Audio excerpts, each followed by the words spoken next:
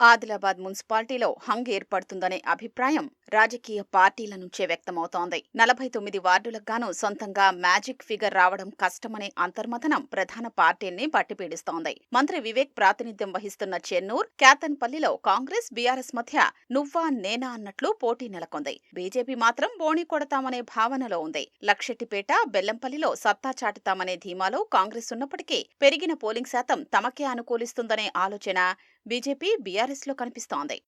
నిర్మల్, ఖానాపూర్ మున్సిపాలిటీల్లో పాగా వేస్తామనే విశ్వాసంతో అధికార పార్టీలు ఉన్నప్పటికీ బీఆర్ఎస్, బీజేపీ గట్టి పోటీ ఇచ్చాయని రాజకీయ విశ్లేషకులు చెబుతున్నారు.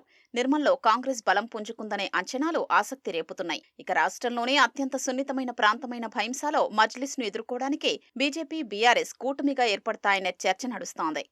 కుమురం భీం జిల్లాలోని కాగజ్నగర్, ఆసిఫాబాద్ చైర్మన్ పీఠాల్ని కైవసం చేసుకుంటామనే ధీమా గులాబీ పార్టీలో కనిపిస్తోంది. కాగజ్నగర్లో బీజేపీ, ఆసిఫాబాద్లో కాంగ్రెస్ సాధించే కౌన్సిలర్ స్థానాలపైనే బీఆర్ఎస్ ఆధిక్యత ఆధారపడి ఉంది.